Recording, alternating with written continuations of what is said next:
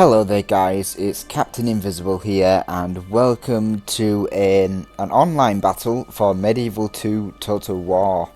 I know I've not played or not at least recorded an online battle for a while, so I do apologise for that. But I've got quite a few decent games in my replays list, as well as a couple of subscriber ones as well. So I'll try to get all of these uploaded over the weekend. I've got some time over the weekend, so I'll get them all sorted for you, and yeah, it'll just break up my my sort of video uploading, which so far has just been hot seat campaigns. So it'll give you some new content instead of just watching the hot seat campaigns if you're not interested in the hot seat campaigns. This is one of about 4 or 5 battles I played recently that involve the new rule set. So this is a rule set created by me and refined by me and SwedishLandsKnekt to make multiplayer a bit more exciting. And so far I've had some pretty nice reviews about it, to be honest. A lot of people are really getting into it and really like the sort of change to the whole dynamic these rules bring. So that was good to hear. I'm glad people are enjoying them. But yeah, if you've not watched any videos on the rule sets, please do. They go over quite a lot of the details, but I'll just go over it in brief for you. There's a maximum of 6 elite units. So elite units are the top tier units. For instance, the cataphract units, the Latin-con, dismounted Latin-con, they're all elite units. The Vadratia, they are elite units. And so there's a maximum of 6 of those. Then there's a maximum of 10 of the hired class, which is basically the middle class units. So that's these Byzantine lancers and these dismounted Byzantine lancers. And it also includes the Trezerbond archers. But when we were playing this battle, Trezerbond archers were classed as levy units, hence why I may have a maximum over 10 units. And there was a maximum of 2 artillery, so you could bring artillery but maximum of 2. And you can also bring guns but no musketeers in the rules as well. Oh, and general's bodyguards class as an elite unit, and also if you want to bring an order unit like the Knights Templar or Knights Hospitaller or the Battlefield Assassins or Hashashim, you can bring a maximum of 1 of those, and they do class towards your elite limit. So you can bring 1, but it will class as an elite unit as well as an order unit. So that's the rules that this game was played on. It was played with I want to say it was a 12k game. I think 12k definitely works better with the new rule set, so I thought I would make it a 12k game, just to give everyone a bit more extra money to spend on upgrades and things. So this is my army. I'm playing as the Byzantines. We've got my ally. Let's go to ally first. My ally is SwedishLandsKnekt, playing as Hungary. And then directly opposite us, we've got the SwedishLandsKnekt, playing as the Turks. And then we've got Subutai 321, playing as the Mongols. So some very interesting factions. You wouldn't have really seen a lot of these factions in multiplayer. But with this new rule set, they're all actually really great factions. So, for my army, up front I've got 4 units of...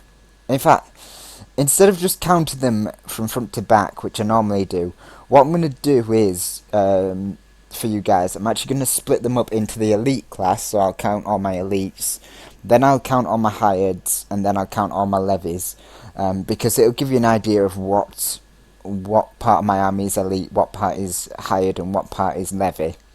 So, for my elite choices, I've brought 2 units of cataphractoi. One of them is my general, because the general's bodyguard of the Byzantines has paper-mache armour. It's ridiculous how easy he dies.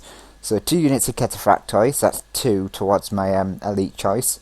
Then 2 units of the Vadratir. I'm going to call them Vadratirs. So that is 4 towards my elite choice. And then I've got 2 units of dismounted Latin Con, which is my total of 6 elite choices. For my hired section, I've got 4 units of the Byzantine Lancers mounted. I've got 4 units of dismounted Byzantine Lancers, so that's 8 total. And I've not brought any other hired choices, simply because of cost, so I just left it as that. Then I've got 2 units of Byzantine Spearmen as a levy. And then, as I say, the Trebizond Archers were classed as a levy when we played this game, so I've got 4 units of those guys. Swissman 15, for his elite choices, he's got, looks like 3 units of Royal Bandarium, plus his General's Bodyguard, so that's 4. And then I believe he's got some dismounted knights somewhere, yeah, so 1 feudal knight there, so that's 5. And then another feudal knight there, so that is 6. So that's his maximum. And I do apologise if you can hear the dog. She's currently having a nightmare. I think I'm disturbing her with my with my commentary. So for the hired class, he's got 2 units of hussars on each flank. And then he's got some Pavi Spearmen, so that's so he needs a maximum of 10, so that's 2, 3, and some Croat Axemen, so that's 4, 5, 6, 7, 8, and then he's got some Pavi's Crossbow Militia, which class is hired, so that's 9. Crossbowmen, he's got another Pavi's Crossbowmen, so that's 10. And then he brought another Pavi's Crossbowmen by accident. He said he miscounted his hired, so he's got 11, but to be honest, we weren't that bothered. I don't mind you going your 1 over your limit for the hired class, because they do cost quite a bit. And the Crossbowmen class as a levy, so he's got, so that's his army there. He's also got a unit of these serpentines, which are allowed because they go towards the maximum of 2 artillery. So a great choice there for a Swiss man. For the SwedishLandsKnekt army, he's got what looks like 3 units of Ottoman infantry. Oh, in fact, no, I should be really going through his army elite-wise. So for elites, he's got a unit of Kwapakulu here, so that's 1. And his General's Bodyguard, so that's 2. And I believe he doesn't actually have that many elites. I've forgotten what Saracen Militia were classed as, but even then it doesn't look like he's got a lot of elites. So it's 2. Yeah, we'll just call it 2. So 2 units of elites, which is very, very brave of him, I have to say. So for hired class, he's got 3 units of Ottoman infantry here, plus 1 over here, so that's 4. And then the Nafatoons, 5, 6, 7. And then I can't remember whether we classed the Saracen Militia as hired in this game or not. if we do, then he's got 1 over, which isn't too bad. Oh, he fancies over here, which I think we classed as elites in this battle. So yeah, he's actually got 5 elites, and if we class Saracen militia as elites, he's got 1 over. Otherwise, they're fine as levies. I think I wanted to class them as levies because they're militia, but whatever. And then he's got 2 units of Turkish javelin men. No, sorry, a Turkish javelin men and a Turkish archer. Should really pay attention. Some Azabs, which you would never ever see in any other game but this rule set. So it was great for him to bring some cheap fodder units. And then a unit of trebuchets. So a great little army list there for the SwedishLandsKnekt. And then for Subutai with his Mongol hordes, he's got 2 units of town. I keep forgetting. Let's just go through it. 2 units of town militia, which are levies. 2 units of Mongol infantry, which are classed as hired units. 2 units of Nafatoons, which again are hired units, and he's actually brought a rocket launcher, so a very scary artillery piece there. He's got what looks like 3 units of Khan's Guard and a General's Bodyguard, which are all classed as elite, so 4 elites there. Then he's got looks like 4 units of Mongol horse archers, which are hired, and then 2 units of Mongol light lancers, which are again hired unit class. So a lot of hired units, not a lot of elites from both players. So again, it's quite good that they've kind of said that they're going to bring less elites, but bring maybe a bit more of the hired class. It definitely works out quite well that way. This rule set. So we'll get straight into the battle, because it's what you've been waiting for, and we'll see how this plays out. So, as you can see, the artillery starts firing almost straight away, and the SwedishLandsKnekt looks like he gets quite a good hit here on these poor dismounted feudal knights. Very costly, because these guys, don't forget, take up a slot and a lot of cash, so to kill these guys is always going to be a great idea in this sort of game.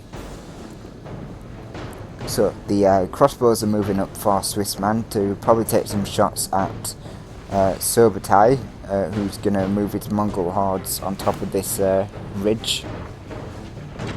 And he's going to quickly come under fire from my Treasure-Bound archers as they get into range.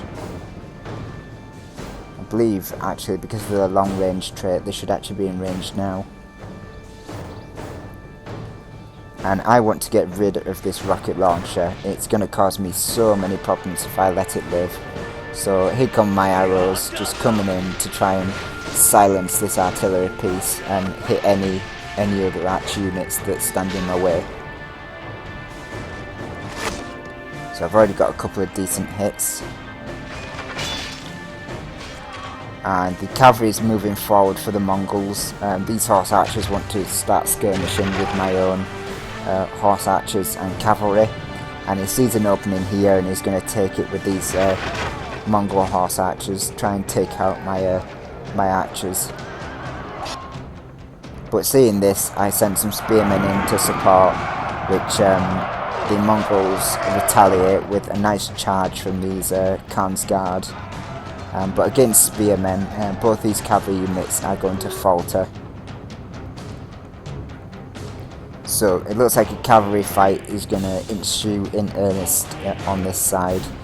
My horse archers are currently skirmishing with some light lancers, and my Byzantine lancers are trying to catch up with these heavy knights, just to try and silence them and rout them off the field.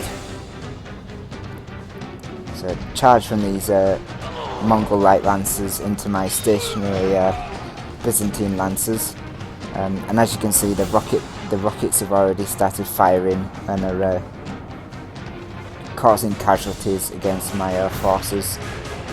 This is exactly the situation I didn't want to be in. I have to get rid of these rockets, so I sacrifice one of my cataphractoi to get a decent charge off against these rockets, which finishes them off.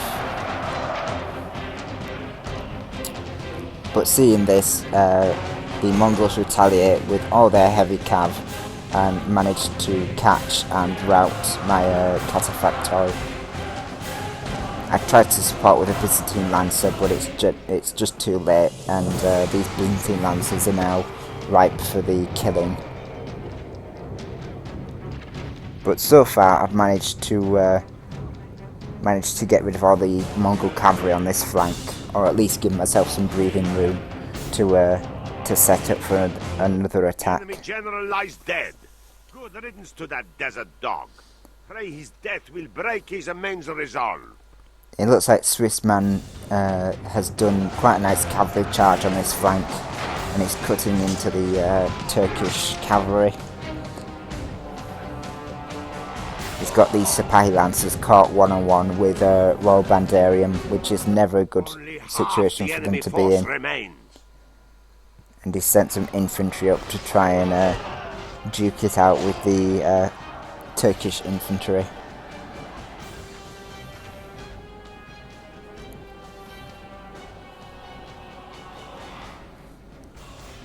So I just tried to finish off the last of these Mongol light lancers on this flank. My Byzantine lancers are actually doing quite well in this fight. They're a lot stronger than I originally give them credit for, and they turn out to be quite a useful unit in this fight.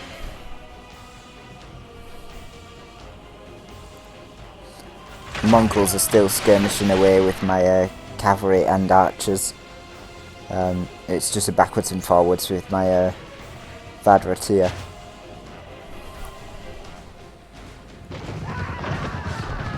These Byzantine lancers were still holding off these Khan's Guard, but are now routing and are probably going to get destroyed as a result. It looks like the Hungarians have been forced back on this flank. Their cavalry is finally getting cut down, and their infantry are routed on this side. But I do have my cataphractoi in reserve. They're going to come in and hopefully take out the last of this Mongol cavalry and hit these exposed Nafatoons. This is my general as well, taking out Nafatoon units.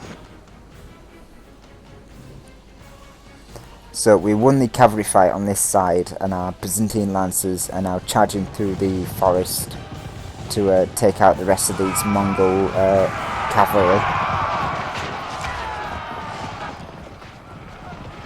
As I say, the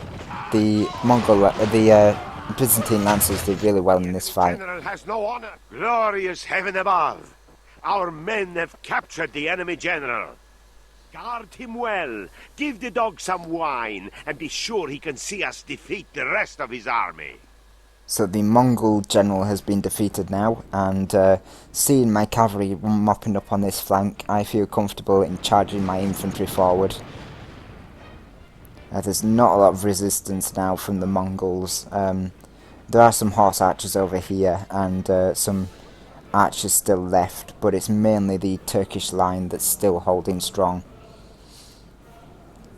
They managed to fight back the Hungarians, but my fresh Byzantine soldiers are now going to come in, and we're going to have a nice clash against these Ottoman infantry.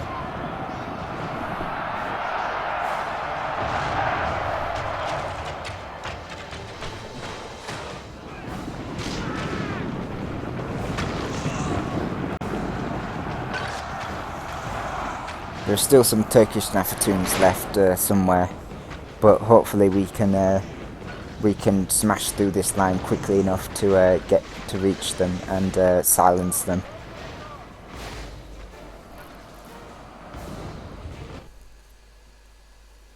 Our noble brothers have lost only half the It enemy looks like force the remains. Hungarian general's now been defeated, so there's just our general left, who's sitting quite happily in a 14-man cataphractoi unit. So it's going to be quite safe there, especially considering that my infantry is mopping up the enemy spearmen.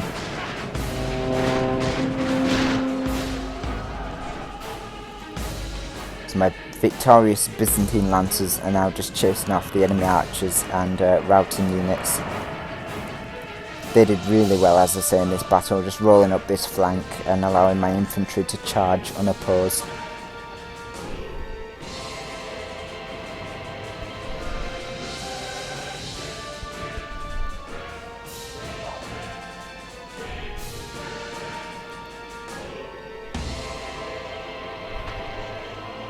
Looks like there's just a couple of units left, including this unit of Nafatoons. Let's just see what these guys can do.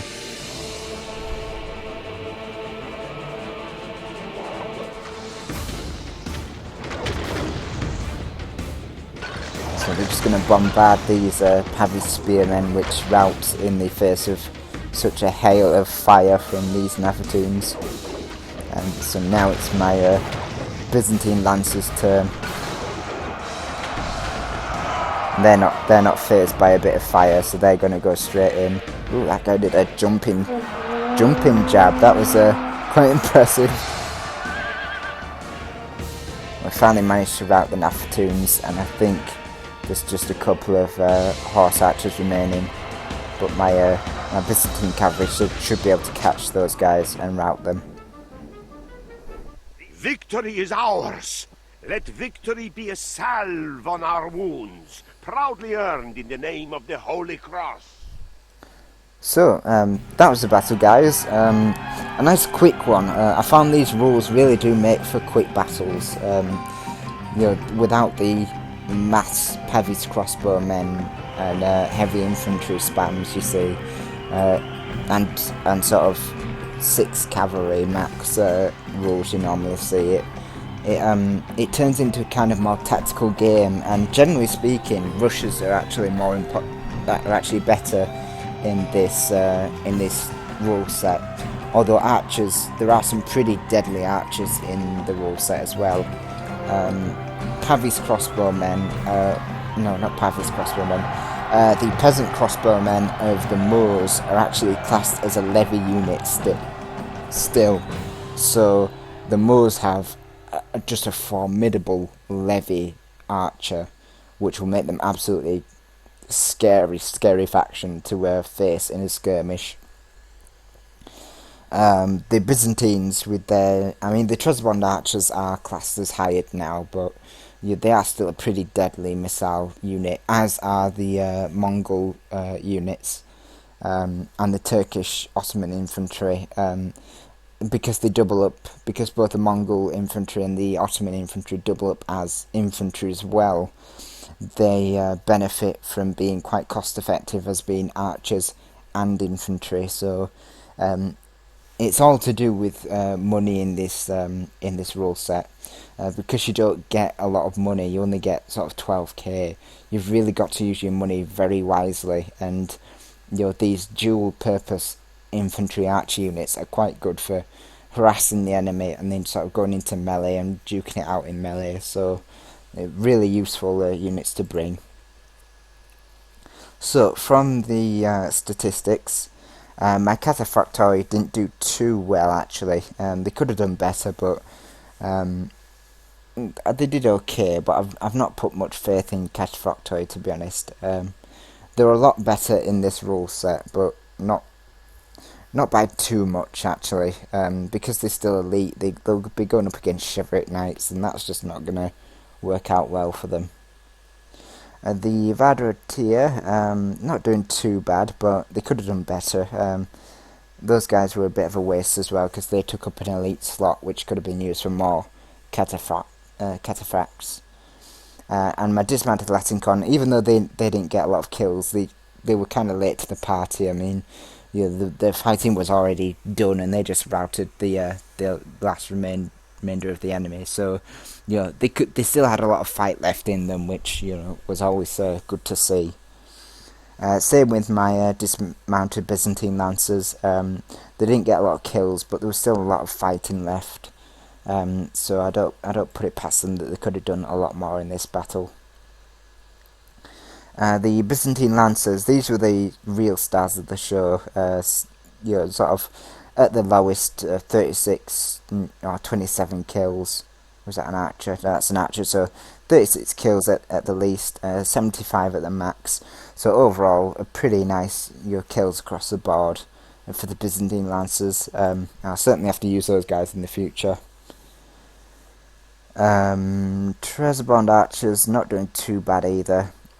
Certainly putting down a lot of fire against those rocket troops and just helping out with weakening the enemy missiles as well. And even my cheap Byzantine spears getting quite a few kills. Levy troops like the spear militias and the Byzantine spearmen and such have more of a use in this context, in these rules, because their status as a levy troop means that you can bring as many of them as you like, and they're going to be versing other levy troops at some point. It's not going to be dismounted feudal knights all the way, so they they have their uses. And against cavalry, it's very good to kill any cavalry that the enemy sends at you, because any heavy cavalry that they lose to their spears is less that they can bring to bear against your infantry. And certainly those elite Khan's Guard getting caught up by spearmen was just was gonna always go well for me, because any kills I got against those Khan's Guard weakened the Mongols' elite core troops. So yeah, that was the battle, guys. As you say, if you want to see more of the new rule set battles, I've got plenty more in my saved replays folder. And if you want to use these rules, just go ahead. I mean, you the rule set is on YouTube.